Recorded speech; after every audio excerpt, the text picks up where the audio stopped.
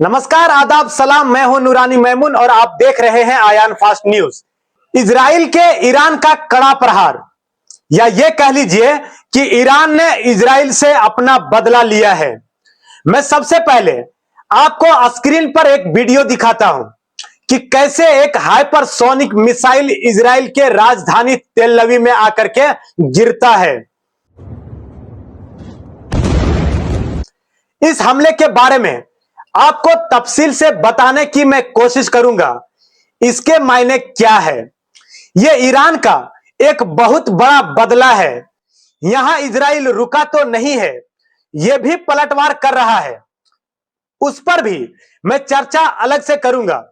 इससे पहले मैं आपको बताता हूं कि ईरान पर 24 घंटे पहले इजराइल ने हमला किया था, जिसमें ईरान के कई परमाणु वैज्ञानिक मारे गए थे। उसके कई परमाणु ठिकानों पर हमले भी किए गए थे, जिसमें काफी खतरा और आशंका बनी हुई थी कि कहीं रेडिएशन एक्टिव रिसाव शुरू ना हो जाए। उसके कई जनरल को भी मार दिया गया था। बात वहीं तक नहीं रुकी। ईरान ने भी यह कहा कि हमारे यहां कई आम नागरिक भी मारे गए हैं। आज ईरान ने इजराइल पर एक कड़ा प्रहार किया है। इस हमले में इजराइल का कितना नुकसान हुआ है, हम इस पर भी चर्चा करेंगे। इजराइल में कैसे प्रहार हो रहा था, कैसे लोग चीख पुकार कर रहे थे, कैसे वहां से लोग भाग रहे थे, आप वीडियो में ये बातें साफ देख सकते हैं। सबसे बड़ी बात, स्काई न्यूज अमेरिकी में यह दावा कर रहा है कि जो इजराइल का आयरन डोम है, जिससे ये सारी मिसाइलें रोकी जा रही थी, उसे ईरान ने अब तोड़ दिया है। तभी यह हाइपरसोनिक मिसाइल तेल अवीव में आकर के गिरा है। मैं आपको बता दूं कि इजराइल के अंदर एक प्रेस सेंसरशिप है, जिससे कोई भी खबर बाहर नहीं आती है।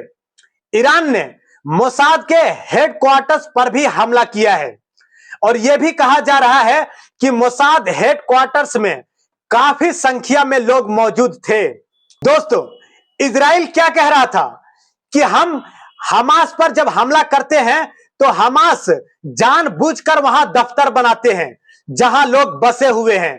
अब यही बात मोसाद को लेकर भी कहा जा रहा है कि मोसाद ने वहां अपना दफ्तर क्यों बनाया, जहां आम लोग भी बड़े तादाद में रहते हैं। इजराइल ने यह आरोप फिलिस्तीनियों और हमास पर लगाया था कि ये लोग अब बच्चों और महिलाओं को ढाल बना रहे हैं, इन्हें आगे किया जा रहा है। मगर क्या ये अभी मोसाद नहीं कर रहा है? मानवीय ढाल के तौर पर आज मोसाद नहीं कर रहा है? ईरान के द्वारा किया गया हमला काफी खतरनाक है। ईरान के द्वारा कई मिसाइल, 100 से 150 से ज्यादा बैलिस्टिक मिसाइल और ड्रोन तेल अवीव के रिहायशी इलाकों में दागे गए हैं। कई अपार्टमेंट में आग लग जाने से भारी नुकसान हुआ है। आसपास के घरों में भी काफी नुकसान देखने को मिला है। इस्राएली इमरजेंसी सर्विसेज के मुताबिक कम से कम 21 लोगों के घायल होने की खबर है, जिनमें 2 लोगों को ज्यादा गंभीर हालत में बने हुए हैं। अगर मैं बात करूं तो इस वक्त कुल मिलाकर 63 लोग घायल हैं, एक की मौत हो चुकी है।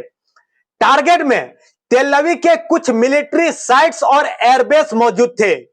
कई मिसाइलों को इंटरसेप्ट कर ली गई।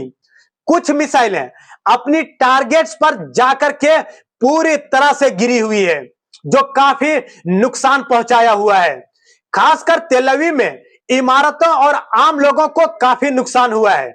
लेकिन इस खबर को अमेरिकी न्यूज कैसे रख रहा था, लेकिन CNN क्या कहता है कि शुक्रवार को इजराइल के कई इलाकों में जवाबी हमला किया गया। ईरान ने शुक्रवार शाम को इजराइल पर सैकड़ों मिसाइलें दागी है और इसे अपनी जवाबी कार्रवाई भी बताया है। यह कार्रवाई जघन्य हमले का जवाब है।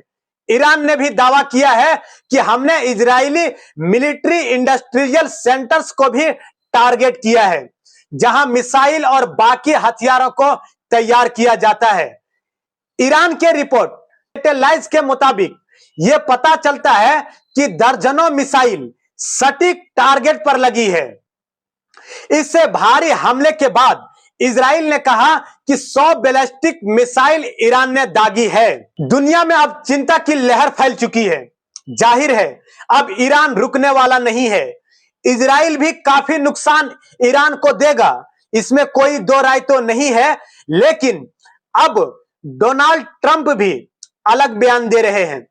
अंतरराष्ट्रीय नेताओं में भी अलग ही दोहरे मापदंड दिखाई दे रहे हैं। ट्रंप ये कह रहे हैं कि अभी कुछ भी नहीं हुआ है, आगे तेहरान न्यूक्लियर समझौते पर कुछ बात कर लो तो बमबारी रोकी जा सकती है। यह बात ट्रंप के द्वारा कल की गई थी, जिनमें ईरान को धमकाया जा रहा था। अब सवाल यह है कि जो ताजा हमला हुआ है, इसकी शुरुआत किसने की?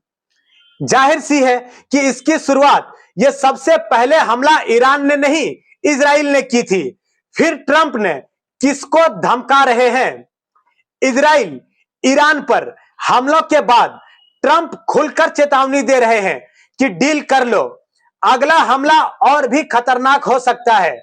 ट्रंप ने ईरानी लीडर्स को भी टारगेट किया था। जो लोग इस डील के खिलाफ थे वो अब नहीं रहे हैं। बस अब डील कर लो वरना कुछ भी नहीं बचेगा। अमेरिका ने यह भी कहा था कि हम इस हमले में शामिल नहीं थे। उनका यह कहना था कि ईरान हमारे लोगों को टारगेट ना करे, यह भी प्रेशर बनाया था। अमेरिका इधर कहता है कि हम न्यूक्लियर मुद्दे और परमाणु मुद्दे पर ईरान से बातचीत कर रहे हैं। इजराइल उधर न्यूक्लियर परमाणु ठिकानों पर हमले कर रहे हैं। यह दोहरे मापदंड नहीं है। अब जरा सोचिए, इजराइल ईरान के बीच संघर्ष नहीं रुका तब क्या होगा? एक परमाणु प्रहार जब होता है तो उसकी कोई भी हद नहीं होती है। अगर एक भी न्यूक्लियर एक्सीडेंट हो गया तो इसका अंदाजा नहीं लगाया जा सकता कि इसमें पूरी दुनिया को भी अपने चपेट में ले सकता है। इजराइल गजा पर कहर बरपाया, लेबनान पर कहर बरपाया, अब ईरान पर। तो जाहिर सी बात है कि भूमध्य पूर्व देश अब खामोश नहीं बैठेगा, इसको पूरा जवाब दिया जाएगा। बने रहे हमारे आयान फास्ट न्यूज के साथ। मैं हूं नूरानी मैमून।